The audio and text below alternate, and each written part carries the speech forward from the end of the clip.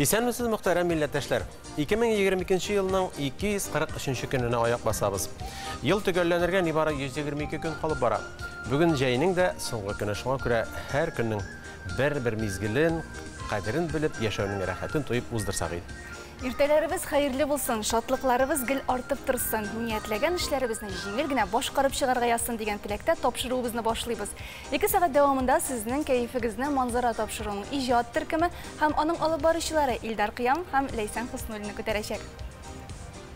Бүген 31 август көнне һөнәри бәйрәмнәрен ветеринарлар билгеләп үтә. Бу эшнең нечкәлекләре һәм үзенчәлекләре белән танышырбыз. Кемнәр алар? Замана айболитлары соравына җавап бирербез. Бүген шулай ук хәтерне югалтуга каршы көрәш көне дә. Йога инструкторы Әлфия бер баш миен эшләтүче күнегүләрне ясап күрсәтер. Кыр эшләрендә катнаша. Нинди генә һава торышы булмасын, авыр йөк ташый. Кешеләр өчен транспорт ролендә үтә. Һәм әлбәттә спортта да сынатмыйлар. Халыкара атлар көнендә ат спорты турында сөйләшербез. Адәм балаларыннан тыш терлекләр, җәнлекләр дә кемнеңдер кайгыртуына мохтаҗ. Аларның сәламәтлекләре исә ветеринария хезмәткәрләренең кулында. Икенче төрле аларны без мал табиблары дип йөртәбез. Халык арасында табиб кешеләрне мал табибы кешелек дөньясын дәвалый дигән әйтем дә бар. Мал табиблары хайваннарны дәвалау белән генә шөгыльләнми, алар терлекчелек продукциясының сыйфатын да даими контрольдә тота. Димәк, безне дә төрле авырулардан саклый. Элегелектән әлеге һөнәрияләр авылларда иң кирәкле кешеләр саналган. Тәүлекнең теләсә кайсы вакытында алар ярдәмгә ашыга. Бүген әлеге һөнәр ияләре үзләренең бәйрәмнәрен билгеләп уза. Ул иртә таңнан яраткан эшенә ашыга. Ул кичкенәдән терлекләр ярата. Һәм ул бар белемен, сәләтен, тырышлыгын аларның саулыгын кайгыртуга багышлый. Сүз Данил Саттаров турында. Күкмара районының Зур Сәрдек ветеринария участогы мөдире һөнәрен инде бала чакта ук сайлый. Кичкенәдән авыл җирендә үскәч, мал тирәсендә, әтиянидә фермада эшләдем. Кичкенәдән шулар янында булышып үсеп, үзебездә мал тотабыз. Шуннан күңелгә кереп калган инде. Шул профессияне сайларга уйладым инде. Һәм бу һөнәрне сайлаганына бер генә дә үкенми. 2011 елда ветеринария институтын тәмамлап, туган районына эшкә кайта. Зур Сәрдек ветеринария пунктын 2016 елдан бирле җитәкли. Участокта бер фельдшер, 3 ветеринария табибы эшли. 4 авыл җирлегенә кергән 21 авылга, 4 хуҗалыкка хезмәт күрсәтә алар. Поголовья килгәндә инде безнең 12 мең ярым мөгезле эретерлек бар. Без шуларга хезмәт күрсәтәбез. 1700 баш сарык һәм кәҗәләр исәпләнә. 123 ат исәпләнә. Шуларга без сибирский язвы елга 2 тапкыр, бешенство казыбыз елга 1 тапкыр һәм надулярный дерматитка каршы вакцинацияләр ясыйбыз инде.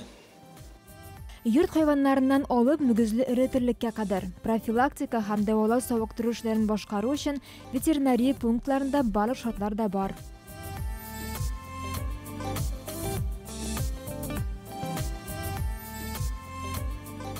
Һәм монда җайланган эшне районның барлык участокларында күзәтәсең. Терлекчелек районы булган Күкмарада башкача булу мөмкин дә түгел. Бу эшләрне оештырып, җайга салып тору уңган җитәкче Рифат Назый булы Кәримуллин җаваплыгында. Ул безне ветеринарларның иң кызу эш чоры белән якыннанрак таныштырды. Эш иң күп вакыты. Хәзер как раз безнең шушы вакыт погодалар әйбәт тора. Урамга чыгып, һәрбер хуҗалыкларның безнең бит әйттем 123 авыл бар.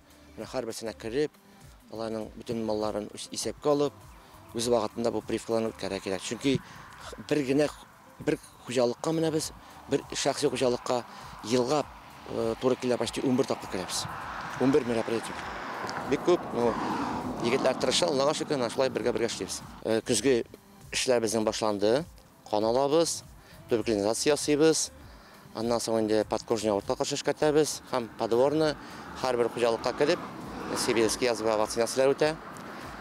Шушының төп нигезендә инде безнең менә шунда утыра торган җегетләр, кызлар шушы эшләрне үз вакытында башкарып чыгалар.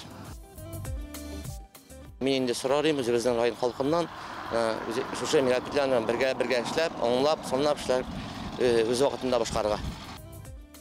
Районның 123 авылында җәмәгать секторында 35 мең, шәхси хуҗалыкларда 15 мең мөгезле эретерлек исәпләнә. 15 меңнән артык сарык кәҗә, 1 мең ат, 7 меңләп умарта корты семьялыгы бар. Буларның барысына 9 ветеринария участогында 46 кеше хезмәт күрсәтә. Алар терлекләрнең һәм димәк кешеләрнең сәламәтлеге сагында тора дисәк тә, ялгыш булмас. Игелекле авыр эшләрендә уңышлар телик аларга. Мөхтәрәм тамашачыларыбыз, кунакханәгә рәхим итегез. Студиябызның чираттагы кунагы Татарстан Республикасы Министрлар Кабинетының баш ветеринария идарәсе башлыгы урынбасары Габделхак Мотыгуллин. Хәерле көн, Габделхак әфәндем. Исәмсез. Һөнәри бәйрәмегез белән тәбрик итәбез. Бик зур рәхмәт. Әлеге бәйрәмне ничегрәк каршы аласыз? Бу бәйрәм турында кыска гына әйтсәк инде, без аны электән бәйрәм итәйек. Аның инде официаль 2014 елда Авыл хуҗалыгы министрлыгы Рәсәйдәге 14 елда шул приказы булды. Шул приказ булганнан соң инде официаль менә ул не алды инде. Менә 9 ел инде быел була. Бу бәйрәм безнең үткәрелә инде. Өзегез ни өчен тормышыгызны шушы өлкә белән бәйләргә булдыгыз, ветеринария белән? Безнең ветеринария хезмәткәрләрен алсаң, аның күпчелеге бит инде алар авыл баласы. Мин дә Аксубай районы Яңайврай авылыннан. Безнең бит инде бала вакытта менә бу күмәк хуҗалык, шәхси хуҗалыкларда маллар бик күп иде бит инде. Аннан ул мал булгач бит инде артып та китә. Анарга ярдәм итәсе килү теләге бик зур иде. Аннар икенче әйбер бар.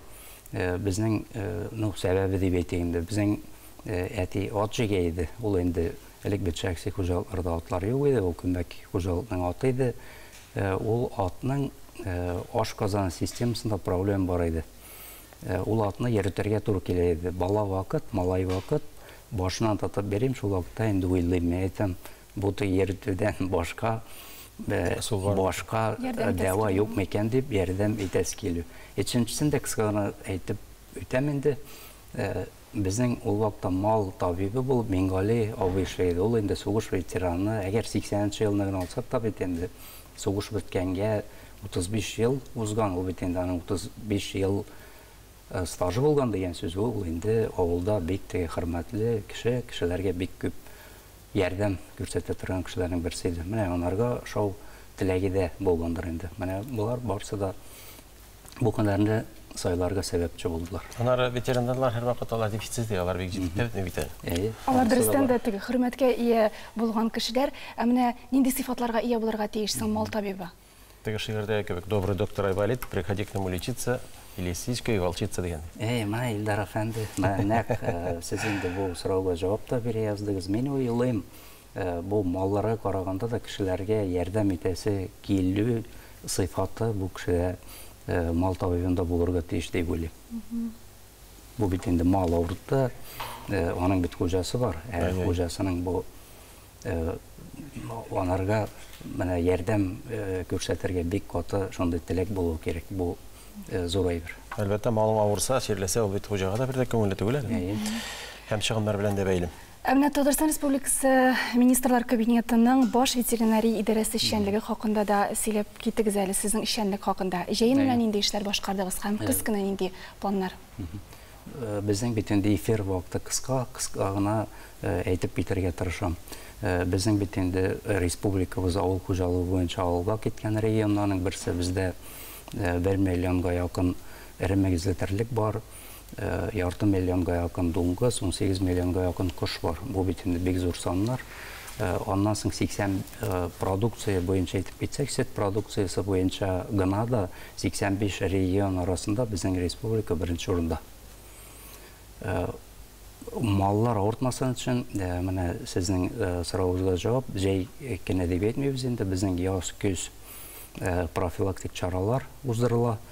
Әгәр аның теге прививкаларны алсак та малларга, кошларга 6 миллион чамасы прививка эшләнә. Бу теге эшкәртүләр, төрле чаралар дип әйтик инде. Анысы 60 миллионга якын, 470 миллион тагын башка төрле хезмәтләре әле бар. Анда бу профилактик дезинфекциялар, башка әйберләр турында әйтеп тә китмәйм. Саннар бик зур. Безнең хезмәткәрләр 2000-гә якын хезмәткәр бар республика буенча. Менә бу бөтен эшләрне алар башкаралар. Сезнең идарәнең кайнар линиясе эшләп килә бит әле, анда искәнчә. Безнең кайнар линия эшләп килә. Ул тәүлек әйләнәсе эшли. Анда сораулар бар, күп. Анда инде теге мал авырту, малларны куядыр җибәрү, башка регионнарга шундый сораулар бирәләр. Безнең бит инде районнар буенча беләсез ветеринария берләшмәләре бар. Без аларга җибәрәбез, кешеләр белмичә шалтыраталар күбесе. Ondan şəhərlərdə bit инде этмәче, nə дәвалау буенча. Шундый сораулар аларга ул әле бик яхшы булды, андый номерны булдыру оператив рәвештә ул номерлар, ул сорауларга җавапларны бирәбез, аның буенча эшлибез. Габделхак Усманович, бүгін бит инде бәйрәм котлауларсыз булмый. Әлбәттә инде сез дә хезмәттәшләрегезне котлый аласыз, котлыйсыгыз киләдер. Мин бик шат, менә әйтеп киттем инде 2000-гә якын бу бит инде армия күп санлы үзебезнең ветеринария хезмәткәрләрен бәйрәм белән котлау менә миңа насыйп булды. Мин аларга инде озак сөйләмичә иң мөһиме исәнлек, саулык теләр идем. Ветеринария хезмәте бит инде ул авыр хезмәтләрнең берсе. Монда исәнлек бик тә кирәк. Авыл хуҗалыгында бит инде ял, бәйрәм, анда ял итеп ятулар юк, алар хезмәттә. Менә бу авыртуларның булмасын өчен кинәтен эшләр дип әйтик инде, шуңа күрә мин аларның үзләренә, гаиләләренә шуңа күрә исәнлек, саулык теләр идем, уңышлар үзләренә. Ondan şunu da tələb edirəm, istəb edirəm. İydəgilərinə kübrək düzümlük bu bitində veterinar kenətlənişdə onlarını iydə anlap ketib duruşları var. Onlarına mənə fırsatdan faydalanıb big zor rəhmət edirəm. Barısını da bəyirəm bilən. Big zor rəhmət. Şundan da şulay. İşlərinizdə oңышлар теләбез, алга таба. Big zor rəhmət.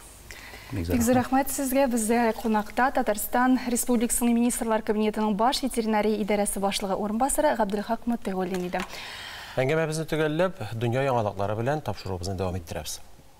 Expedition фәнни тикшеренүләр үзәге дайверлары, археология институтының археология мирасын саклау бүлеге белгечләре белән берлектә Ладога күлендәге кече Никонова култыгында Бик Ватан сугышы чорында баткан агач баржа тапканнар. 20 метр тирәнлектә яткан баржаның озынлыгы 55, киңлеге 13 метр. Проектның координаторы Сергей Коликов әйтүенчә, нәкъ аның төркеме әлеге табылдыкка юлыккан. Тикшереп чыкканнан соң водолаз һәм дайверларның биредә бер кайчанда булмаганы ачыкланган. Җирле халык та әлеге баржа турында берни ишетмәгән. Күл төбендә баржа якынча 80 ел тирәсе ята. Суның булганчыклыгы аркасында аны тулысынча карарга мөмкин түгел икән. Кояш нурлары булганчык су аша уза алмаганга, дайверлар яктырту приборлары кулланып, карапның кичкенә фрагментларын гына күрә алган. Барлык тикшеренүләр тәмамланганнан соң, әлеге баржа турында бөтен мәгълүматны археология институтына тапшырачаклар. Спаси меня Чиләбе приютында яшәүче Амур юлбарысы Гектор Хабаровск районындагы тыюлыкка күчә. Моннан 2 ел элек Гектор бәхетсезлеккә юлыккан. Әнисе белән бер читлектә яшәгән бәләкәчне зоопаркка килгән кеше урлап китмәкче була. Каракның планы тормышка ашмый, ләкин Гекторны читлектән тартып алырга маташканда сабый шактый җәрәхәтләнә. Мама кинулась, да, в защиту своего. Әнисе баласын якларга ташлана. Җинаятчының кулыннан баласын тартып алганда аны да зарарлый, Гектор да авыр җәрәхәтләнә. Шуннан соң 3 атна дәвамында әнисе аның янына беркемне дә җибәрмәгән. Тернәкләнү 6 айга сузылды. Сабыйның буыннарына авырттыра торган инъекция, блокадалар ясалды. Чиләбе климаты Амур юлбарысларына туры килмәгәнгә күрә, Гекторны Хабаровск районындагы кыргый хайваннарны тернәкләндерү үзәгенә күчерергә булганнар. Яраланган юлбарысны аякка бастырган приют хезмәткәрләре Гектор белән хушлашканда моңсуланган. Карен Даллакян исә истәлеккә дип юлбарысның кыйрыгыннан йонын кисеп алган. Алга таба Гекторның бу истәлеге приютның музейында сакланачак. Белгечләр иртә белән бутерброд, кыздырылган һәм артык майлы булган ризыклар ашамаска куша. Йомырка тәбәсе, авокадо, лимонлы су, шикләвек, сылы буткасы. Иртәнге ашка аларны куллансагыз, организмыгыз көн дәвамында җитәрлек энергия белән тулыланыр. Төшке ашка бер десерт ашап куйсагыз бик әйбәт. Александр Сергеевич Пушкин мәсәлән бламанже дигән француз десертын үз иткән. Үзенең кайбер әсәрләрендә дә әлеге десерт хакында телгә ала ул. Француз теленнән тәрҗемә иткәндә бламанже ак ризык дип әйтелә. Аның рецепты киләсе видеоязмада. Сез дә ясап карагыз. Җәен без күбрәк җиләк-җимеш ашарга тырышабыз, чөнки яңа пешкән һәм бик файдалы. Ә менә эремчеккә җиләк-җимеш кушылып ясалган баллы ризык җәй айлары өчен менә дигән нәрсә. Үзе бик тәмле, үзе җайлы ясала. Моның ясау серләре турында Алса апа Сафаргалиевадан сорап үтигәле. Исәнмесез, Алса апа? Исәнмесез. Пешерү серләренә кайчан төшенә башладыгыз, күптән төшенәсезме? Менә мин буны бер 3 ел элек ясый башладым. Бик тәмле дә инде ул, бик асат та ул. Безнең балалар да бик ярата инде аны оныклар. Әби шуны ясай диләр. Менә давай ясап карыйк әле. Әйдә, башлайбыз эшне. Киеп карар син дә минем белән бергә.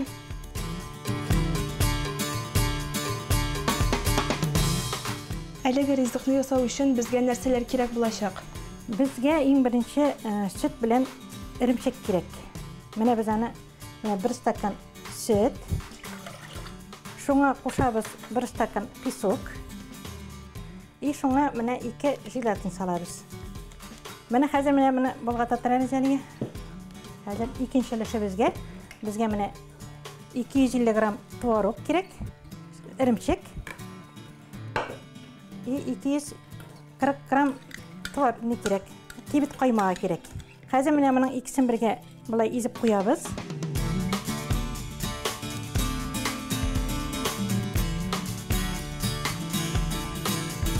Жылтып алабыз менә әзрәк песоклары эрергә, желатиннары эрергә, менә шайтырып әзрәк күп итеп алабыз жылтып.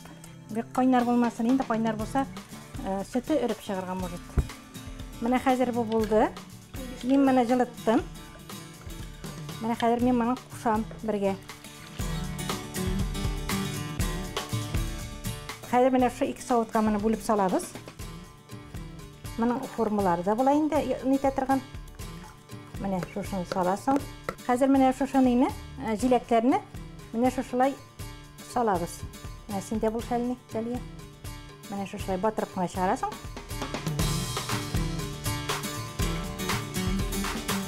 Менә бу хәзер әзер булды. Моны хәзер суытышка 2 сәгатькә куябыз. Һәм 2 сәгатьтән 2 сәгатьтә әзер була бу. Каткан була. Аннары кисеп инде чәй табынына куябыз. Бик тәмле була. Рәхмәт бик зур сезгә, шушы ризыкны безгә ясап күрсәткәнегез өчен бик җайлы һәм бик тәмле күренә. Ясагыз үкенмәссез, бик тәмле була. Әйе, сез исә Алса апаның киңәшләре белән файдалана аласыз. Тапшыруыбызны кунакханә сәхифәсе белән дәвам итәбез. Студиябызның кунагы Казан утлары журналының баш мөхәррир урынбасары Вакыйф Нуриев. Хәерле көн, Вакыйф. Хәерле. Безгә нинди яңалыклар белән килдегез? Казан утлары журналының сентябрь саны әле чыкмаган, ләкин безнең тамашачыларыбыз анда ниләр буласын белә алаймы сезнең ярдәм белән? Ал хәбәр аша узып китегә. Әйдәгез җиткерик. Менә яңа гына ул сан безнең басмаханәгә төшеп китте, типографиягә. Инде шәт сентябрьнең беренче көннәрендә чыгып җитәр дип өметләнәбез. Шуңа күрә журналны бүген алып та килә алмадым. Әле ул типографиядә басылып ята. Нинди әсәрләр булачак? Төп урынны алып тора Рауил Сабырның Фәхрине үтереп ташладылар дигән романы. Әйе. Бу роман безнең Татарстан Республикасы президенты каршындагы татар телен саклау үстерү мәсьәләләре комиссиясе игълан иткән конкурста 3нче урынны алган иде. Хәзер инде ул комиссия атала битендә Татарстан Республикасы президенты каршындагы татар телен һәм Татарстан Республикасында яшәүче халыклар вәкилләренең телләрен саклау һәм үстерү комиссиясе дип. Әмінә тағын ниндейрәк әсәрләр бар, шигърият бар бит әле, башка жанрлар бар дигәндәй. Әле тағын прозадан да тағын күләмле генә әсәр. Монда безнең тәкъдим ителә. Бу Алмаз Хәмзиннең ни кабул итәсезме дигән роман фарсы.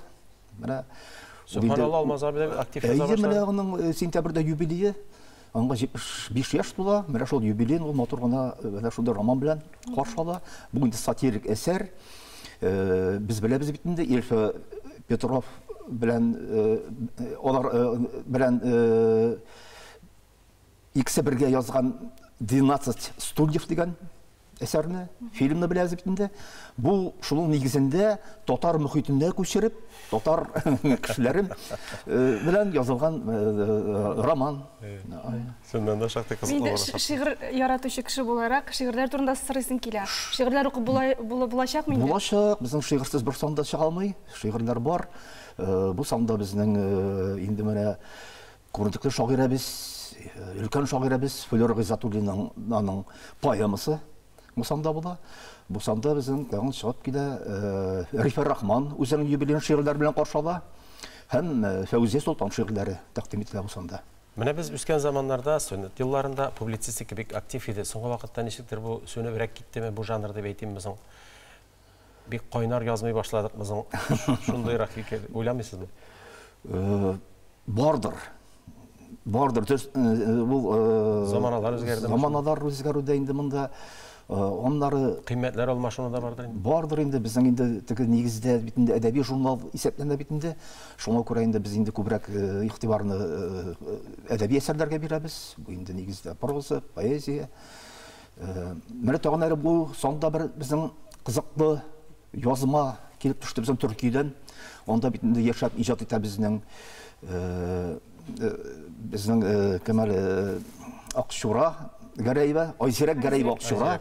Әйе, менә ул шушы төрек татары Шәүкәт Кунтайның әсәрен укыганда ул тап була бер роман монда искә алына.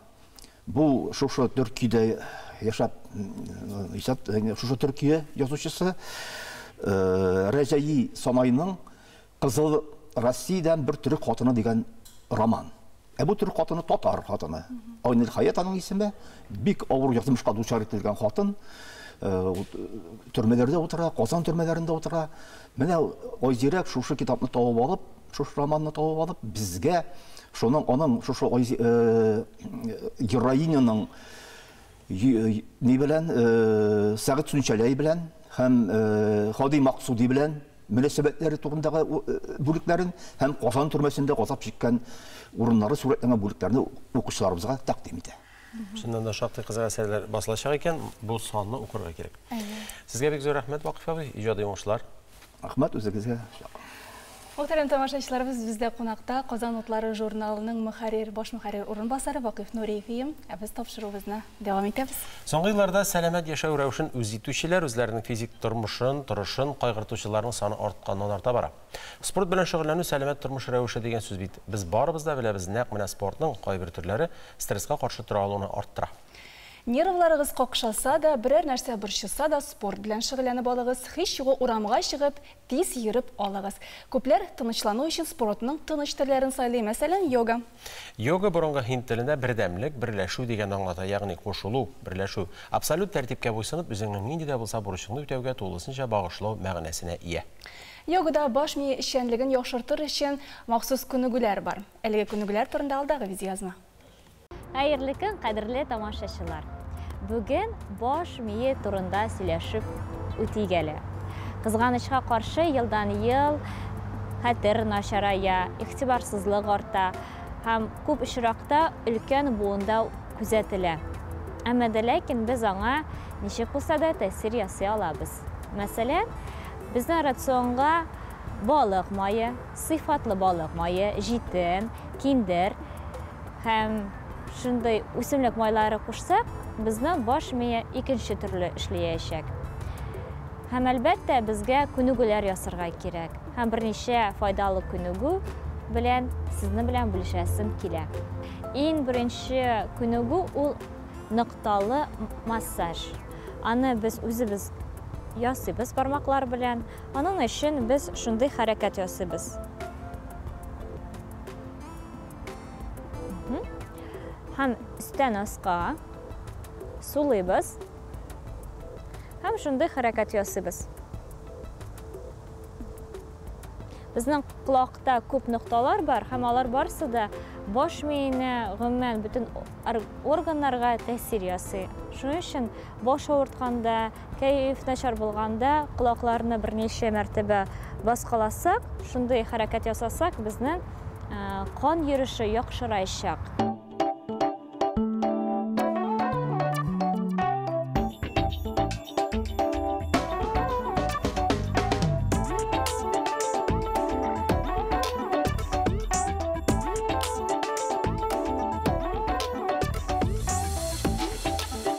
Икенче файдалы күнегү, аның өчен бары тик шундый ике хәрәкәт ясарга кирәк.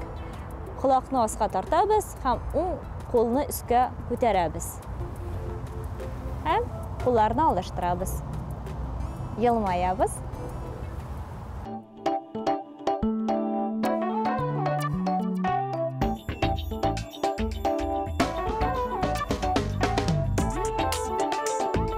Һәм өченче күнегү ул безнең бик шаян, ул безнең игътибарлыкны арттыра, кәефне күтәрә һәм хәтерне яхшырта.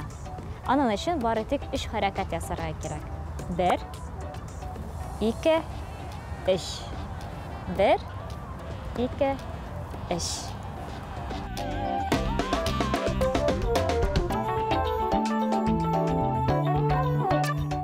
Кадерле тамашачылар, сәламәт булыгыз, үзегезне саклagыз, күбрәк саф һавада йөрегез һәм шушындый җайлы һәм тиз күнегүләрне ясасагыз, баш мие менә дигән эшләячәк.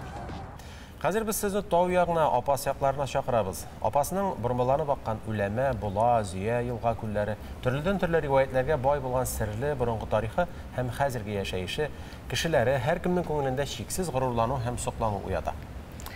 Табигаты генә түгел, кешеләре дә уңган аның. Апас районы милләтебезгә Сара Садыкова, Бану Вәлиева, Фәхри Насретдинов, Мөхәммәд Гайнуллин, Гали Хуҗиев, Шәүкәт Галиев һәм башка бик күп талантларыбызны биргән як. Хәбәрчебез Апас районының Зур Күкүз авылында булып, биредә яшәүчеләр белән аралашып кайтты. Авылда татар, рус, чуаш халкы үз гырыф-гадәтләрен саклап, тату гомер итәләр. Туган илем, ватаным, кайларга гына барсам да, эй күкүзем, туган җирем, сагынып сиңа кайтамын. Эй, авылның гүзәллеген шигъри юлларга тезеп тә, килеп, җырлап та әйтеп бетереп булмас. Һәр авылның нигез салучысы булган, гүзәл табигатьле, биек таулы Зур Күкүз авылы исеменең килеп чыгышы аеруча кызыклы. Шушы урынга менә агалы энеле ике бер туган килеп урнашкан. Аларның күзләре зәп-зәңгәр күк төсендә булганга күрә, шушы авылны да Күк күз дип атаганнар. Аның энесе кичә Күк күз урынына барып төпләнгән, абыйсы шушы урында торып калган. Зур Күкүзнең авылы зур, халкы күп дигәннәр биредә. 300-гә якын хуҗалык булган. 1931 елда Алга дип исемләнгән колхоз оешкан. 1950 елда ике авыл берләшеп авыл читенә зур нарат урманы утыртылган. Хәзер бу урманның файдасы бик зур халыкка. Бик зур урман белән капланып алган булганнар. Ислам тауыннан бик ватан сугышы елларында, бигрәк тә ачлык елларында авыл халкын әле ул саклап, яклап та кала торган булган. Аннан чикләвекләр җыйганнар. Тау үсләрендә җиләкләр бик күп булып үсәләр. Авыл халкы өчен ботаклар җыеп, җылылык та биргәннәр әле ул авыл халкына. 1959 елда 4 авыл бергә берләшеп гигант колхоз барлыкка килә. Елдан-ел Зур Күкүз авылы үскән, яңарышлар кертелгән. 1973 елда авыл читенә иске мәктәп янында Зур Таш мәктәп салганнар. Ул урта мәктәп статусын алган. Төрле авыллардан бирегә укырга йөргәннәр. Шунысы кызык, тарих бүген дә кабатлана. Оештырылган күргәзмә дә моңа бер дәлил. Шушы даталарны искә алып, без шушындый үзебезнең җирлектә 4 авыл керә торган җирлек, зур районда зур җирлекләрнең берсе. Үзебезнең шушы период вакытында 100 ел эчендә булган хатирәләрне яңартып, аннан соң шул вакыт эчендә сугышта катнашучыларны барлап, аннан соң тыныч тормышта, хезмәттә үзләренең тормышларын бөтен хезмәт итүгә биргән кешеләрне, күренекле алдынгы кешеләрне, дәүләт бүләгенә ия булган кешеләрне бөтенесен шулай барлап күрсәтәсе килде. балаларына, аныкларына, кемнәрнеңдер алган ул медальләре сундыкларында ята торгандыр. Аларны аныклары күрмәскә дә мөмкин инде антылып. Менә шулай итеп кеше алдына чыгардык инде без аларны. Авыл җирлеге 4 авылны берләштерә. Өчесе татар, берсе рус авылы санала икән. Биредә халык терлек асрап көн күрә. Безнең җирлектә 700 баш мәгазләре терлек, 235 баш савым сыерлары. Бүген көндә авылларда көтүләр сакланган. Менә без басып тора торган Зуркөкөз авылында иң зур көтү инде 130 сыер йөри. Аннан соң инде сарык, 1000 баш сарык, умарталык белән шөгыльләнәләр. 540 баш умарта исәпләнә. Бакчачылык белән шөгыльләнә торган хуҗалыклар бар Шуңгат авылында. Үзебездә безнең теркәлгән 5 крестьян фермер хуҗалыгы. Татар халкының рух тамырлары авылда. Милли йолалар, гырыф-гадәтләр, борынгыдан килгән һөнәрчелек, халык тудырган матур бизәкләр дә биредә саклана. Заман белән чагыштырганда хәзердә милли йолаларны без шушы мәдәният йортында сакларга тырышабыз. Бөтен йолаларны, ул булмасын Сабан туена чыкканда, атлар белән бизәп чыга, балалар чыга, һәрбер йортка кереп, әле авыл халкы конфетлар хәзерләп куялар, җаккыш телләре балаларга биреп, менә шулай күңелле генә җырып кайтабыз гармунчы белән. Йолаларны онытмыйбыз. Нәүрүз бәйрәмнәре оештырабыз, карга боткалары пешерәбез клуб алдында. Biz инде үзебезчә тулы канлы тормыш белән яшәябез дип үзебезне беләбез инде. Инде авылыбызның гармунчылары, стажерчылары, биючеләре, менә шулар белән горурланабыз. Горурланырлык та шул. Тырыш, уңган халык үз авылын гөл итәргә тырышып яши. Бу эштә дәүләт программаларының ярдәме зур. Капитальный ремонт булды мәктәптә, балалар бакчасында капитальный ремонт булды. Врачебный амбулатория яңадан салынды. Менә шушы республика программалары нәтиҗәсендә безнең җирлектә бик күп үзгәрешләр булды. Менә юллар, үзара салым акчасына инде алла бирсә юлларны салып бетерәбез. Аннан соң урамнарны яктырту, инде көтәбез менә су турбалары алмашыр дип алла бирсә. Яңа ФАП төзеп яталар менә барышта, клуб көтәбез алда бирсә яңа клуб салынганны.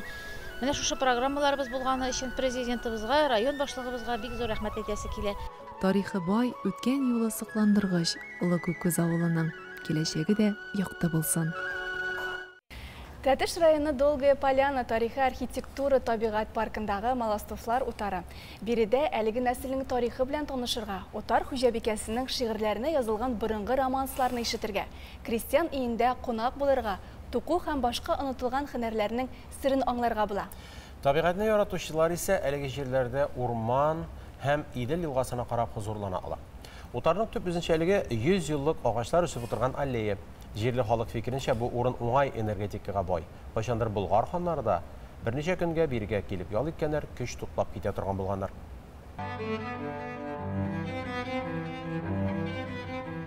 Республикабызның гаҗәеп матур урыннары белән танышуыбызны дәвам итәбез. Бүгенге сәяхәтебез Тәтеш районындагы Долгая Поляна парк комплексына барып тоташыр. 406 гектар мәйданлы җир 18нче гасырда император тарафыннан Маластов морзаларына тапшырыла. Әлеге нәсел бик зыялы җәмгыятьтә зур урыннар тоткан. Маластовлар арасында хәрбиләр дә, сәяхәтчеләр дә бар. Нәселнең соңгы ирзаты Владимир мисал өчен Тәтеш уездының җитәкчесе була. Хәзерге заман күзлегеннән караганда бу район башлыгы кебек. Бүгенгә кадәр яхшы халәттә сакланылган йортны да ул төзетә. Узган тапшыруларда без утарның территорияләре Карагай аллеясы, Елизавета чишмәсе белән танышсак, бүген йорт эченә аяк атларбыз. Бу саганы атлап керүгә каршыда зур матур баскыч булыр. Аның аша кемнәр генә йөрмәгән. Шулай да бер гасырлык баскыч нык бер дә шыгырдамый. Аны кайчандыр заказ буенча Монастырск авылы осталары абыйлы энеле Ерастовларга ясатканнар икән. Бүгенгеләре белән чагыштырганда баскычлар тәбәнәк, тар. Бу озын күлмәкле туташ ханымнарга менергә җиңелрәк булсын өчен махсус шулай эшләнелгән. Йортның беренче катында кунакларны каршы алу заллары, үзәктә пианино, хуҗабикә романслар башкарга яраткан дип сөйлиләр. А эта комната была у Маластовых музыкальной. Почему? Бу бүлмәне гадәттә музыкаль дип атыйлар, ник дигәндә түшәме акустик. Ул имән агачы такталары белән төрелгән. Такта араларында бераз ара бар, нәкъ менә ул аваз яңгырашына тирәнлек өсти. Маластовлар йортына электр энергиясе дә беренчеләрдән булып кертелә. Моның өчен Владимир Алман иленнән автоном подстанция кайтарта. Моннан кула хуҗалар үсемлекләр белән дә кызыксына. төрле илләрдән үсентеләр алып кайта. Йортның бу өлешендә үзләренең кичкенә генә оранжереялары да булган.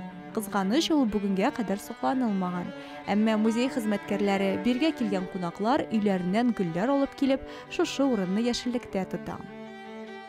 Молостовлар утарында җиһазлар калмаган да диярлек. Революциядан соң биредән бик күп әйбер чыгарылган. Мисал өчен менә бу буфет.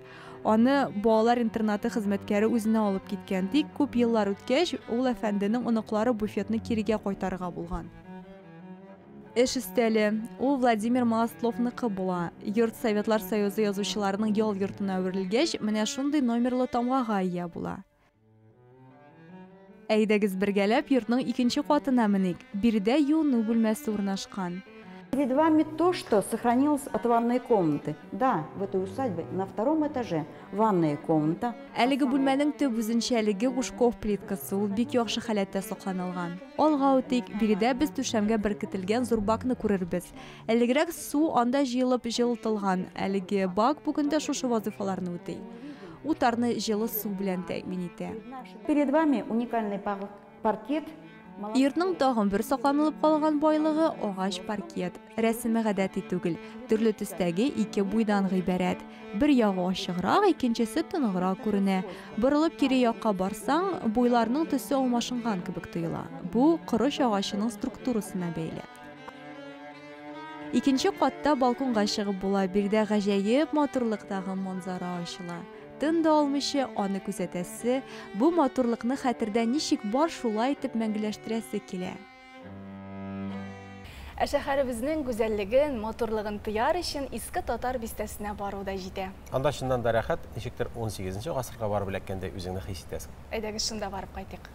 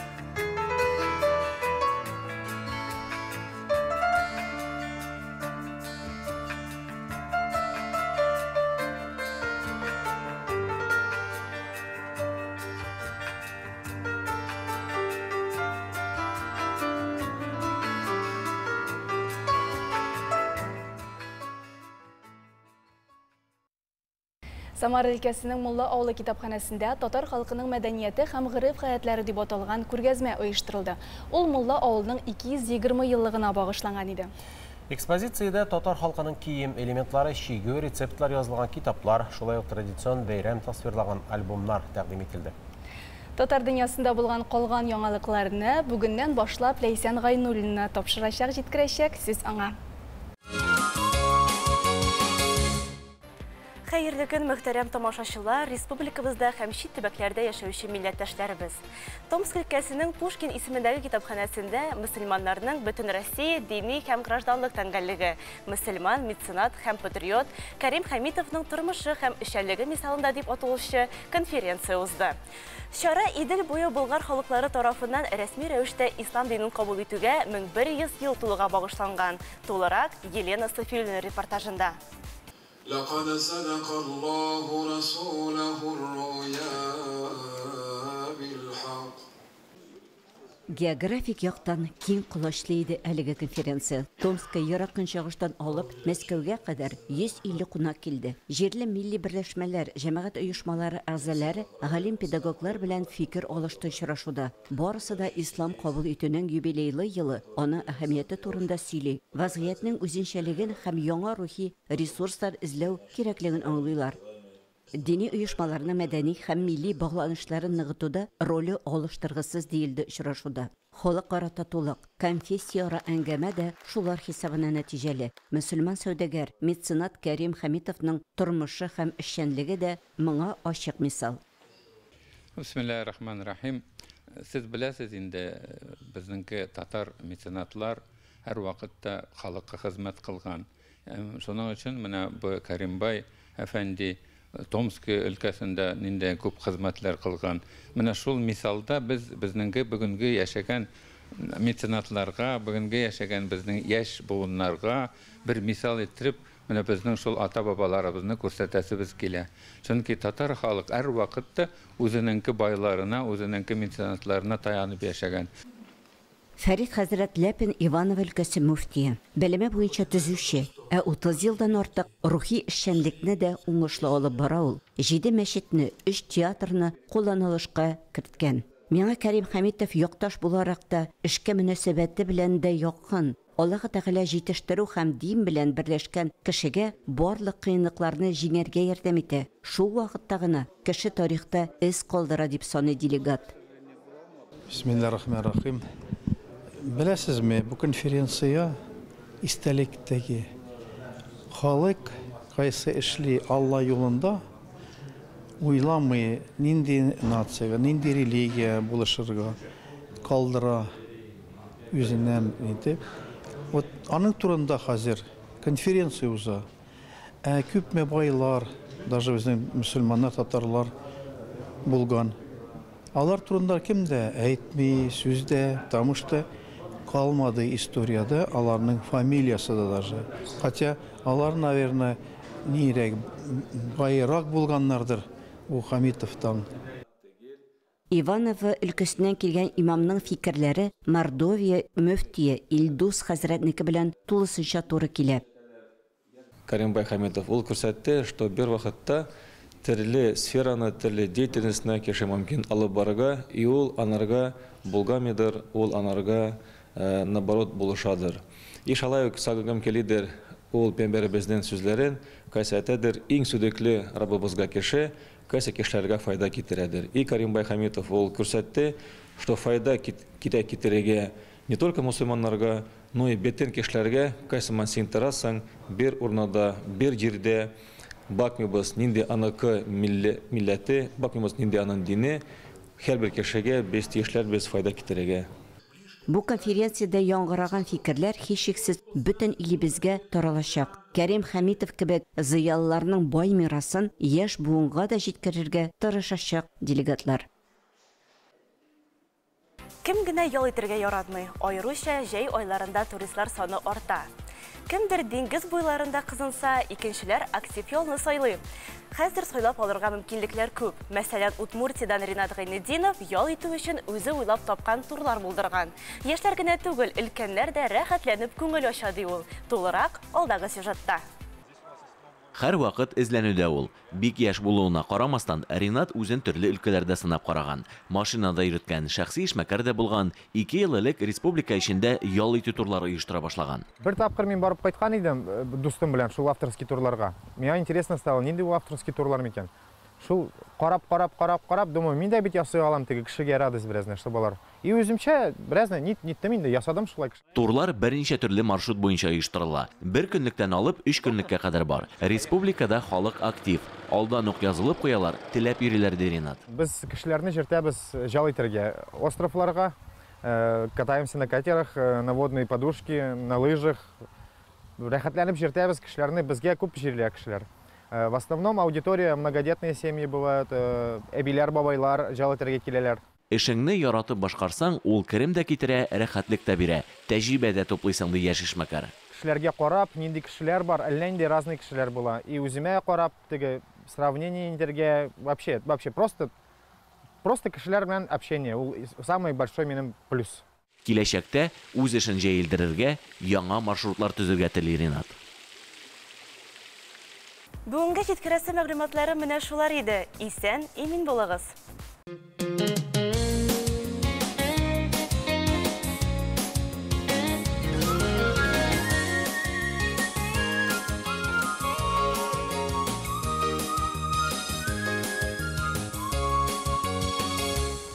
Көн күрке кояш булса, күңел күрке уйлар. Җәйнең соңгы көнен матур уй ниятләрдән башлыйк. Һәр бер көн бүләк, ә бүләкне кадерләп, рәхмәт итеп кабул итәргә кирәк. Бүгенге көнегез сезнең чираттагы бәхетле көнегез булсын дигән теләктә тапшыруыбызның икенче өлешен башлыйбыз. Бүген 31 август көнне һөнәри бәйрәмнәрен ветеринарлар билгеләп үтә. Бу эшнең нечкәлекләре һәм үзенчәлекләре белән танышырбыз. Кемнәр алар? Замана айболитлары соравына җавап бирербез. Бүген шулай ук хәтерне югалтуга каршы көрәш көне дә. Йога инструкторы Әлфия бер баш миен эшләтүче күнегүләрне ясап күрсәтер. Кыр эшләрендә катнаша. Нинди генә һава торышы булмасын, авыр йөк ташый. Кешеләр өчен транспорт ролендә үтә. Һәм әлбәттә спортта да сынап куйлар. Халыкара атлар көнендә ат спорты турында сөйләшербез. Татар халкының бик үзенчәлекле бер гадәте бар. Ул нәсел шәҗәрәңне өйрәнү һәм белү.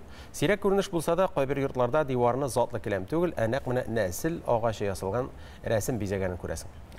Гомумән нәсел тармагы гел 2гә тапкырланып бара. Әти-әни 2, әби-бабай 4, карт әби-бабайлар 8, шулай дәвам итсәгез 16, 32, 64, 128 һәм 7нче буынга җиткәндә 256 кешегә җыела. Киләсе видеоязмабызның геройлары да үз нәселләренең тарихларын өйрәнеп, шәҗәрәләр ясаган. Тарихта без эзлебез бәйгесенең шәһәр этабында Тимур һәм Эльвира Славиннар 2нче урынны яулый. Алар үзләренең 7 буын әби-бабаларын барлап, бик күп мәгълүмат туплаган. Шәҗәрәләренә күз салсак, биредә табиблар һәм музыкантлар нәселенең кушылуын күрергә мөмкин. Әлеге бәйгегә алып килгән беренче адымнар алар тормышындагы истәлекле вакыйгадан башлана. Безнең улы әбинең фатирына бер килгәндә, әби инде ул вакытта булмаган иде. Фатирын җыештырырга килгәндә, безнең күзебез менә бу аптечкага төште. Һәм бу аптечкада безнең улы әбиебез белән язылган язу калган. Һәм ул язудан безнең әби язып калдырган балалар бу аптечканы минем әниемә, аның әнисе табиб булып эшләгән, хөрмәтле, рәхмәтле пациент үз куллары белән эшләп калдырган. Шул аптечканы саклап калдырыгыз дип язган безгә. Сакларга тырышыгыз дип. Әлеге хат һәм әбиләре китапханәсенең бер өлеше, тегү машинасы, реставрацияләнгән киштә, өстәл, пианино әле дә Славиннарда саклана. Алар үз өйләрендә әлеге ядкәрләрне саклау өчен аерым бер бүлмә булдырган. Ул үзенә күрә гаилә музее кебек. Шулай ук биредә үзләре ясаган шәҗәрә һәм гаилә гербы да бар. Без бәйгеләргә әзерләнгәндә безнең шундый гаилә гербыбыз килеп чыкты. Бу гербта безнең табиблар һәм музыкантлар берләштергән. Монда безнең төрле гаиләбез агзалары күрсәтелгән. Менә мәсәлән 2 аю тора, бу инде безнең Медведовский фамилиясын сүрәтли. 2 алар өченки кайберләре безнең Татарстанда калган инде, яртысы Франция илендә торалар.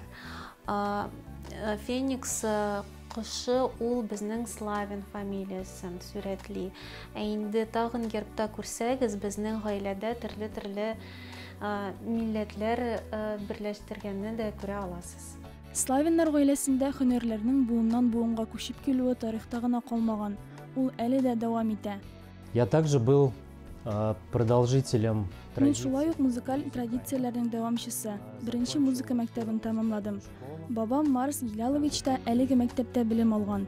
Кызым белән улым да әлеге музыка мәктәбендә укый.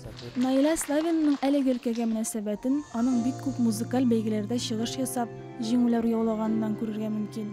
Тәүге адымы 6 яшендә Әкият Курчак театры сәхнәсендә булган. Менә шуннан башланды да сәхнәдән китәсе килмәде. Инде әзрәк олыгайгач, мин үземнең бай музыкаль шәҗәрәмне белдем һәм иҗат дөньясына күбрәк керә башлады. Біз нәселне, традицияләрне белүнең мөһимлеген балаларга махсус аңлатмыйбыз. Алар аны безгә карап өйрәнә, ди Эльвира Славина. Балаларының үзләре башлаган эшне дәвам итәчәкләренә бик өметләнә ул. Чөнки алар үз әби-бабаларын, гореф-гадәтләрне белү кирәклеген төшенеп үсә. Без бөтен зур гаиләбез белән, туганнар белән, апалар, абыйлар белән, әбиләр белән һәр ел сайын май айының башында авылга кайтабыз. Анда әбиләребезне, бабаларыбызны искә төшерәбез һәм шундый традиция бар. Без мичне ягып, безнең дәни пешергән рецепт буенча пәрәпәч пешерәбез бөтенебез бергә. Кемдер мич яга, кемдер камыр баса, кемдер бәрәңге пешереп изә. Һәм менә шулай бергә зур табын булып, инде әбине искә төшереп, әбинең пешергән пәрәпәчләрен искә төшереп, шулай вакыт уздырабыз. Тимур Славинның әнисе Әдилә Гомәрова үз тамырларыңны белүне һәм аны киләсе буынга җиткерүне бала тәрбияләүнең нигезе дип саный. Смысл человеческой жизни. Кеше тормышының мәгънәсе бер буынның икенче буынга үзенең бар белгәнен җиткерүдә. Балалар үзләренең гаиләләрен, буын нәселләрен белергә тиеш. Бу шәхес формалашуында бик мөһим роль уйный. Ватанпәрвәрлек хисен тудыра. Кеше үзенең тамырларын белергә, алар белән горурланырга һәм аларны үзенә үрнәк итеп куеп, алга барырга тиеш. Сәламәт яшәү рәвеше хакында сөйләшүебезне дәвам итәбез. Студиябызда кунакта Элина Борһанова, диетолог. Хәерле көн. Исәнмесез. Элина, менә әйтегез әле, без җәй көне, менә бүген җәйнең соңгы көне, җиләк җимешләрен җыеп алдык. Аларны күпләп ашау файдалымы? Менә безнең шикәр авырулары белән авыручылар бар бит инде. Аларга да менә шушы җиләк җимешләрне ашарга кирәкме, файдалымы, ярыймы? Кайсы яшелчәләргә өстенлек биргән? Яшелчәләр һәм җиләк җимешләр алар бик файдалы, чөнки аларда бик күп клетчатка һәм антиоксидант. Һәм менә мин үземнең пациентларга да аңлатам, идеаль тәлинкә дип, сезнең һәрбер тәлинкәгезнең иртә белән дә, кич белән дә, битта да ярты тәлинкә җиләк җимешләр һәм яшелчәләр булырга тиеш. Һәм бу рекомендация ул шикәр диабеты булса да, йөрәк авыртулары булса да, ул бик килешә. Чөнки һәрбер җиләк җимешнең яшелчәнең үзенең файдасы бар. Алар безнең төрле төстә, мәсәлән, безнең кишер, ул сары төстә һәм анда бик күп витамин А, бета-каротин дип аталган антиоксидант, ишеткәнегез бардыр, безнең күзләргә файдалы. Һәм мәсәлән, сливада безнең антоциан дигән антиоксидант һәм менә төрле шул антиоксидантлар, алар бөтенесе безнең тәнгә кирәк. Һәм шуның өчен төрле төстә булса, тәлинкәгез күбрәк булса төсләре, һәм шуннан тагын да файдалырак була инде. Бөтенесе файдалы, төрле төстә булса. Карбыз кавын чорыда бит инде менә хәзер аларның ни дәрәҗәдә файдалы һәм зарарлы кемгә ничә кирәк? Сезнең фикер? Безнең кавында, менә сезнең кем күп ашы күргәнегез бардыр, безнең кожалары әйбәтләнә башлый. Чөнки кавында безнең бик күп кремний. Ул суставларга да бик файдалы, кожага да бик файдалы. Шуның өчен кавынны без ашарга, кемнең суставларының кожа белән проблемаларга шундый кешеләргә рекомендация бирәбез. Һәм карбыз да, кавын да, аларда шундый йомшак клетчатка бар, пектин дигән. Ул безнең кишечникка да бик файдалы, безнең микробиотага да файдалы. Ләкин күп кеше сорый, ярты карбыз ашасаң буламы соң ди, без бит күп кеше шулай яратабыз. Иң әйбәте менә иртә белән дә, биттан да, кич белән дә әз-әзләп кенә ашасаң. Менә бер стакан дип аңлатам мин обычно. Һәм бер стакан иртә белән дә, битта да, кич белән дә, һәм күп кеше әйтә, менә кавынны бүтән ашау белән ашарга ярамый дип. Бу миф, ашарга ярый. Шулай бер стаканлап. Димәк, матур чибәр буласың килсә, карбыз кавыз аша. Менә сынаганым бар, шуннан да бераз күбрәк ашап җибәргәннән соң кавын ашасаң, ул ничек кертүгә дә булыша буга әле. Булышан да чөнки органический кислоталар бар. Һәм алар, мәсәлән, оксым ашагач та менә җиңеллек бирәләр. Һәм шул органический кислоталар булыша. Менә иртәнге ризыкка ниндидер җиләк җимеш, яшелчә ашарга кирәк дигән әйбер бармы ул? Кичке ризыкка ниндиләрне калдырырга? Бу сезнең инде кишечниктан тора. Менә мәсәлән, кемнеңдер язвалар бар, желудка, гастритлар. Андый кешегә инде без мәсәлән, теге свежий яшелчәләрне, җиләк җимешләрне инде теге десерт шикелле ашарга итәбез. Мәсәлән, сезнең кислотность наоборот түбән булса, андый кешегә инде иң ашау алдыннан ашарга. Чөнки кислотаны чыгарырга кирәк, әйбәтрәк эшкәртергә. Һәм иртә белән шуннан ук тора. Менә мәсәлән, теге гастритлар шунда әйберләр булса, инде андый вакытта без теге җиләк җимешләрне, шундый кислыларны андыйны ашамыйбыз. Бүтән кешегә сез эшләрегез авыртмаса, иртә белән кушабыз. Мин мәсәлән, үзем пациентларга смузи ясарга тәкъдим итәм, аннары боткага кушсам була. Балаларга да бу бик ошый, чөнки менә боткагына кызык түгел. Җиләк җимеш белән, грушалар белән теге әремчекне шулай ашап була. Алай күңелле дә, бик файдалы да. Тезен көзгә аяк басабыз, әмма иммунитетны саклар өчен нинди ризыклар кирәк? Монда менә күп кеше җиләк җимешләр дип аңлый, менә чынлап та безнең күбез ишеткәнегез бардыр инде. С витамины, мәсәлән, ул безнең карлыганда бик күп, лимонда бик күп, болгарский борычта, һәм шуларны без аны көн саен ашарга тиеш. Көн саен кешегә 100 мг витамин С витамины кирәк. Аннары шиповник суы бик файдалы, балаларга да эчсәгез була, үзегезгә дә эчсәгез була. Аннары тагын нәрсә безнең иммунитетка бик файдалы, ул цинк. Цинк безнең кабакның орлыкларында бик күп. Нары селен безнең иммунитетка кирәк. Ул бразильский шикләвек тә бар. Менә көнгә 2-3 шундый шикләвек ашасак, безнең инде селенның суточный дозасы керә. Һәм җиләк җимеш кенә түгел, яшелчәләр генә түгел, бик безнең иммунитетка оксым кирәк. Менә күп кеше оксымны ашамый, особенно хатын-кызлар. Оксым безнең ул әремчек, йомырка, ит, балык. Менә шундый безнең 3 порция булырга тиеш. Иткәнегез бардыр, мәсәлән, менә туберкулез белән аткан кешеләргә, аларга теге шундый высокобелковая диета дип атала. Менә шуның өчен оксым безнең иммунитетка кирәк. Антитела, менә безнең бактериялар, вируслар организмга керсәләр, безнең иммунитет аларга каршы шул антитела дип атала. Менә шул антитела ул оксымнан тора. Шуның өчен менә иртә белән дә, битта да, кич белән дә сезнең оксым булса, һәм яшел чәләр, җиләк җимешләр булса, бу безнең иммунитетка бик файдалы була. Менә ел дәвамында сез санап киткән җиләк җимешләрне ашар өчен без аларны катырып куябыз. Менә ул дөресме? Катырып куйган җиләк җимешләрдә витаминнар шулай сакланамы? Ул саклана. Монда 30% югала. Менә исследованиеларда аны тикшергәннәр, 30% югала. Бар 70% кала бит. 70% ул бик әйбәт. Тем более сез аны мәсәлән теге җәй көнне инсин сезонында җыган әйберне катырсагыз, ул бик файдалы була. Шуның өчен мин үземнең пациентларга да әйтәм, үзем дә шулай катырып пешерәм. Бик җайлы, теге өйдә берәр нәрсә калмаса да пешереп була, смузиларга интеп була, теге рагулар ясап була. Шуның өчен бу бик файдалы. Бик зур рәхмәт сезгә, бик файдалы, кирәкле киңәшләр ишеттек. Рәхмәт, бик зур. Студиябызда кунакта диетолог Элина Борханова иде. Хөрмәтле тамашачыларыбыз, без тапшыруыбызны дәвам итәбез. Хезмәттәшебез Алия Сәлимҗанова иң кызыклы дөнья яңалыкларын барлады. Экспедишн фәнни тикшеренүләр үзәге дайверлары, археология институтының археология мирасын саклау бүлеге белгечләре белән берлектә Ладога күлендәге кеше Никонова култыгында Бөек Ватан сугышы чорында баткан агач баржа тапканнар. 20 метр тирәнлектә яткан баржаның озынлыгы 55, киңлеге 13 метр. Проектның координаторы Сергей Коликов әйтүенчә, нәкъ аның төркеме әлеге табылдыкка юлыккан. Тикшереп чыкканнан соң водолаз һәм дайверларның биредә бер кайчанда булмаганы ачыкланган. Җирле халык та әлеге баржа турында берни ишетмәгән. Күл төбендә баржа якынча 80 ел тирәсе ята. Суның булганчыклыгы аркасында аны тулысынча карарга мөмкин түгел икән. Кояш нурлары булганчык су аша уза алмаганга, дайверлар яктырту приборлары кулланып, карапның кечкенә фрагментларын гына күрә алган. Барлык тикшеренүләр тәмамланганнан соң, әлеге баржа турында бөтен мәгълүматны археология институтына тапшырачаклар. Спаси меня Чиләбе приютында яшәүче Амур юлбарысы Гектор Хабаровск крайындагы тыюлыкка күчә. Моннан 2 ел элек Гектор бәхетсезлеккә юлыккан. Әнисе белән бер читлектә яшәгән бәләкәчне зоопаркка килгән кеше урлап китмәкче була. Каракның планы тормышка ашмый, ләкин Гекторны читлектән тартып алырга маташканда сабый шактый җәрәхәтләнә. Мама кинулась, да, в защиту своего. Әнисе баласын якларга ташлана. Җинаятчының кулыннан баласын тартып алганда аны да зарарлый, Гектор да авыр җәрәхәтләнә.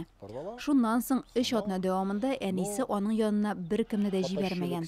Тернәкләнү 6 айга сузылды.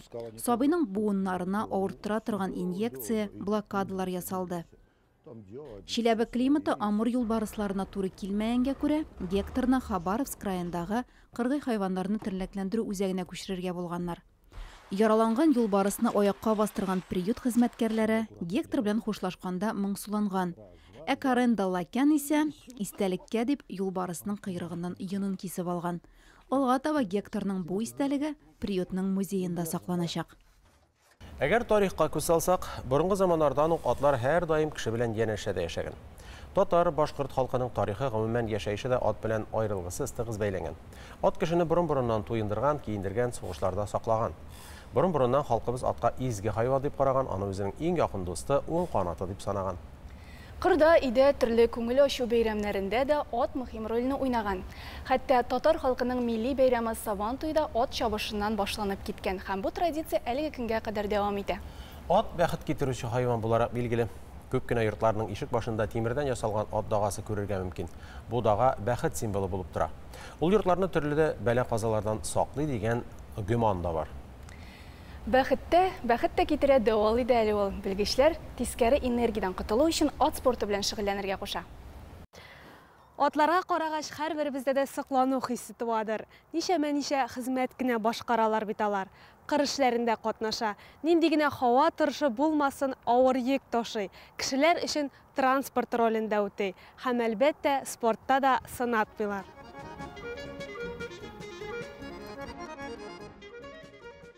От спорты җәйге Олимпия уеннарының программасына беренче тапкыр 1900 елда Стокгольмда үткән 5нче ярыштан соң ул барлык җәйге Олимпия уеннарына кертелә.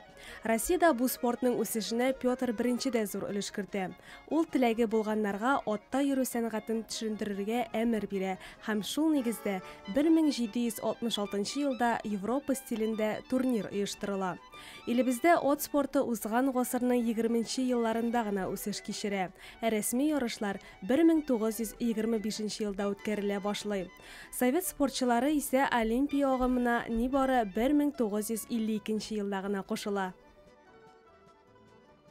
Но конный спорт достаточно широкое направление, если углубляться, то есть это получается основные... От спорты ул киң үсеш алган өлкә. Татарстанда аның төп төрләре конкур, чабышлар, выездка, тамаша һәм троеборье. Конкур ул киртәләрне сикереп узу, выездка кеше белән атның биюе дисәк тә була. Троеборье конкур белән выездканың кушылмасы. Ул 3 көн дәвам итә. Табиблар раслаганча атта йөрү кан әйләнешенә, нерв системасына, сулыш юлларына, ашказаны эшчәнлегенә уңай йогынты ясый икән.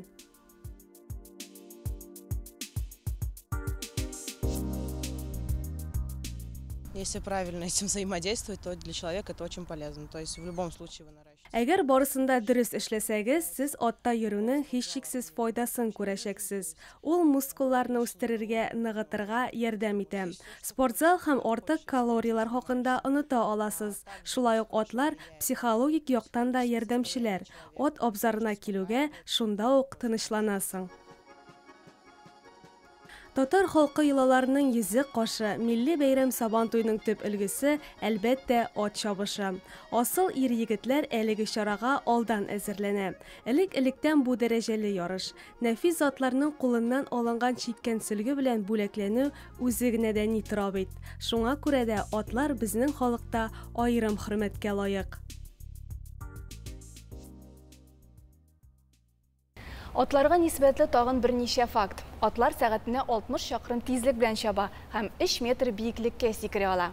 Атлар якыннан яхшы күрә, хәтта кешенең ишарәсен тоя ала. Балкортлардан бик куркалар. Әгәр бер юлы дистәләп корт һөҗүм итсә, ул үләргә дә мөмкин икән. Тешләрне дә атлар төсле күрә. Әлеге мотор тугры җан ияләрен карап хозурланыйк әле.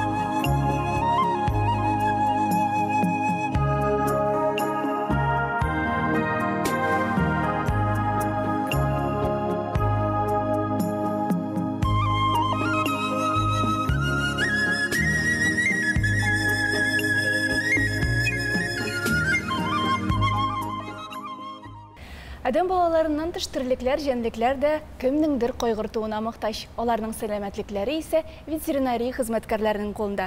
Екінші түрлі оларны біз мал табиблары деп ертеміз.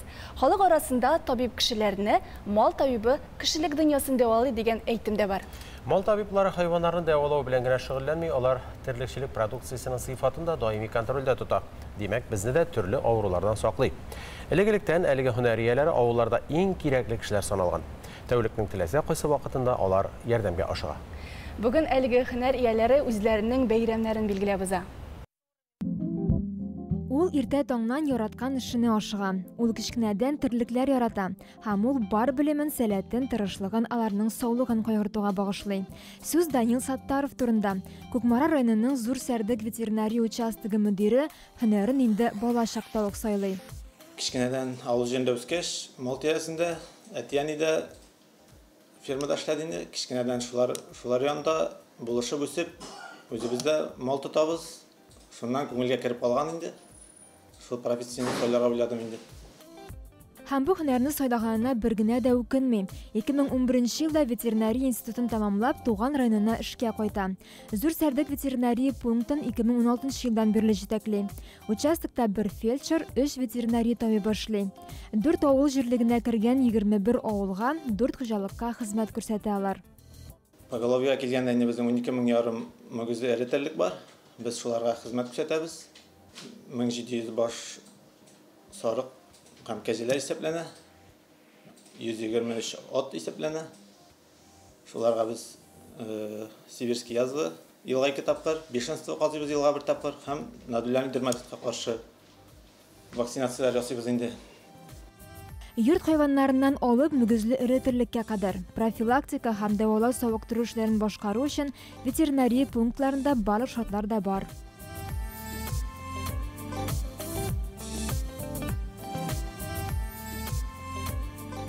Һәм мондый җайланган эшне районның барлык участокларында күзәтәсең.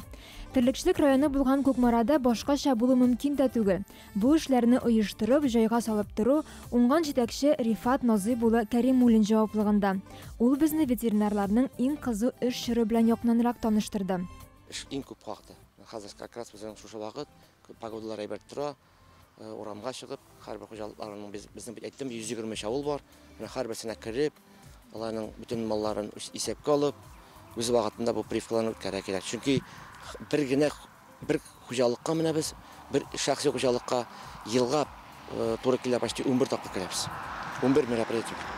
Бик күп, егетләр тырыша, Аллага шөкер, шулай бергә эшлибез. Көзге эшләр безнең башланды. Кан алабыз, туберкулезация ясыйбыз. Аннан соң инде подкожный авыртка каршы эшкәртәбез һәм подворны һәрбер хуҗалыкка килеп сибирский язвы вакцинацияләр үтә. Шушының төп нигезендә инде безнең менә шунда утыра торган җегетләр, кызлар шушы эшләрне үз вакытында башкарып чыгалар. Мин инде сорарым үзебезнең район халкыннан шушы мероприятиеләрне бергә эшләп, аңлап, санлап эшләр үз вакытында башкарырга. Районның 123 авылында җәмәгать секторында 35 мең, шәхси хуҗалыкларда 15 мең мөгезле эретерлек исәпләнә. 15 меңнән артык сарык кәҗә, 1 мең ат, 7 меңләп умарта корты семьялыгы бар. Буларның барысына 9 ветеринария участогында 46 кеше хезмәт күрсәтә. Алар терлекләрнең һәм димәк кешеләрнең сәламәтлеге сагында тора дисәк тә, ялгыш булмас. Игелекле авыр эшләрендә уңышлар телик аларга. Тәтеш районы Долгая Поляна тарихи архитектура табигать паркындағы Маластовлар утары. Биредә әлеге нәселнең тарихы белән танышырга, утар хуҗабикәсенең шигырьләренә язылган борынгы романсларны ишетергә, крестьян өендә кунак булырга, туку һәм башка онытылган һөнәрләрнең сирен аңларга була. Табигатьне яратучылар исә әлеге җирләрдә урман һәм Идел елгасына карап хузурлана ала. Утарның төп үзенчәлеге 100 еллык агачлар үсеп утырган аллея. Җирле халык фикеренчә бу урын уңай энергетикага бай. Кайчандыр Болгар ханнары берничә көнгә биргә килеп ял иткәннәр, көч туплап китә торган булганнар.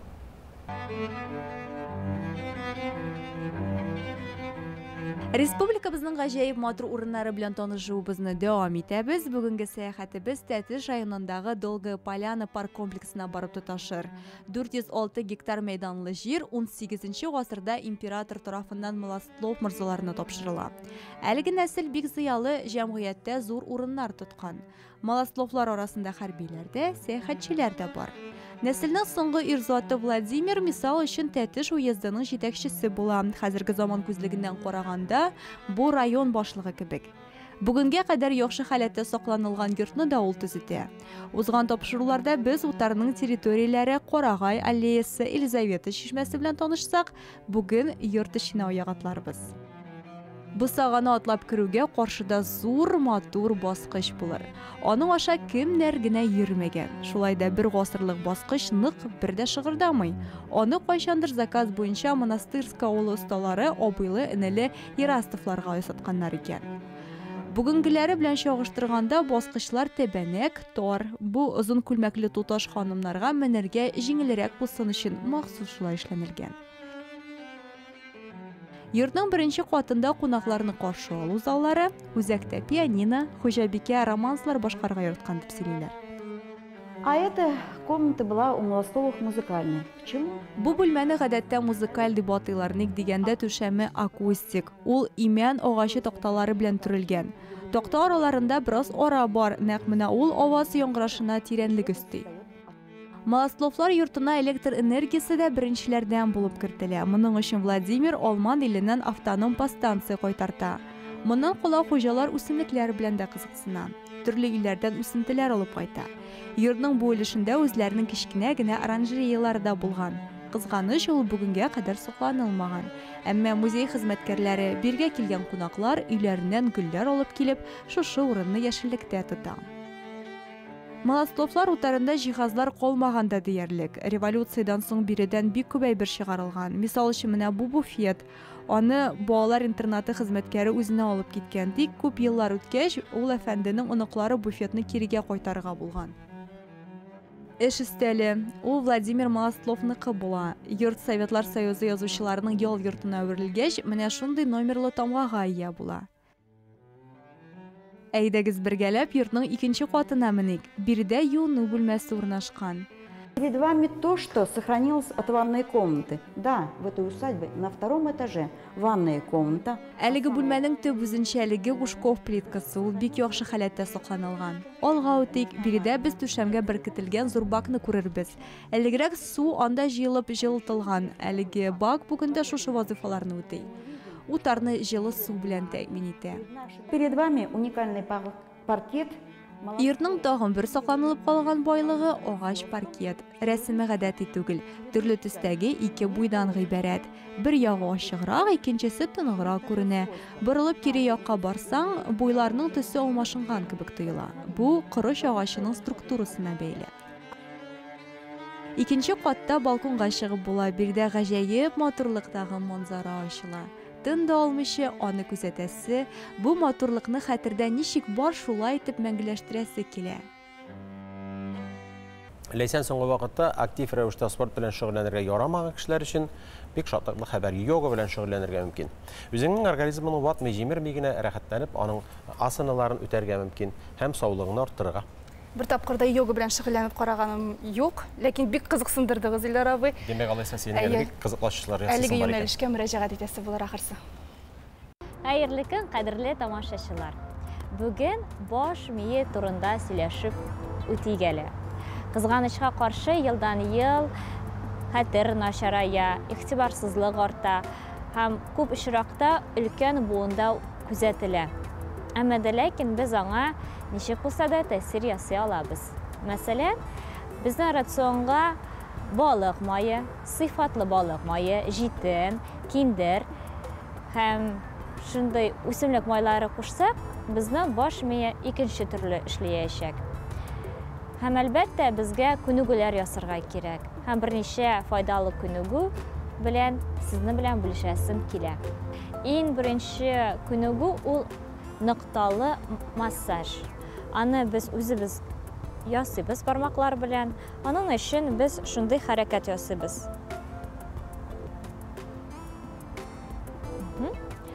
һәм өстән аска сулыйбыз. Һәм шундый хәрәкәт ясыйбыз. Безнең колакта күп нокталар бар, һәм алар барысы да баш миенә, гомумән бөтен органнарга тәэсир ясый. Шуның өчен баш авыртканда, кәеф начар булганда колакларны берничә мәртәбә баскаласак, шундый хәрәкәт ясасак, безнең кан йөреше яхшырайчак.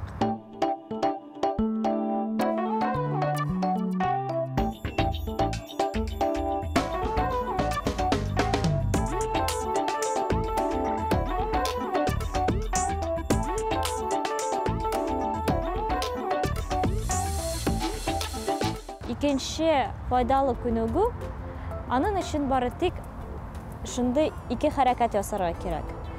Колакны аска тартабыз һәм уң кулны өскә күтәрәбез.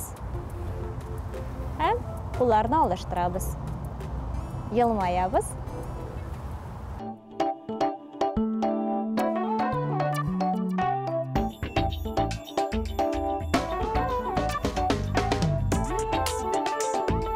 Һәм өченче күнегү ул безнең бик шаян, ул безнең игътибарлыкны арттыра, кәефне күтәрә һәм хәтерне яхшырта. Аның өчен бары тик 3 хәрәкәт ясарга кирәк. 1, 2, 3. 1, 2, 3.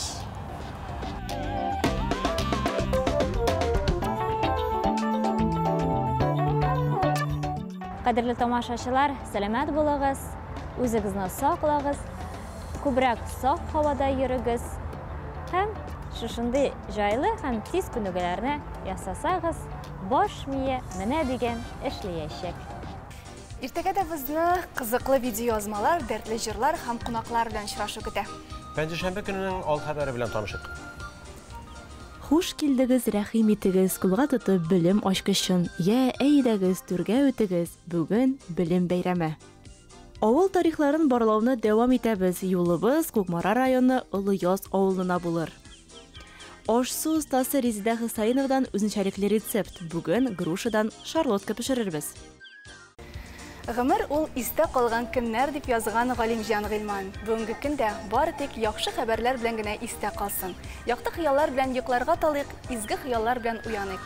Бәхетле булу кешенең үзеннән тора. Берәүләр аны гомер буе көтә, икенчеләр туктаусыз эзли, өченчеләр бөтен җирдән дә таба ала. Сез дә аны эзләмәгез, үзегез булдырыгыз. Бүгенгә без сезнең белән саулашабыз. Исән-имин булыгыз.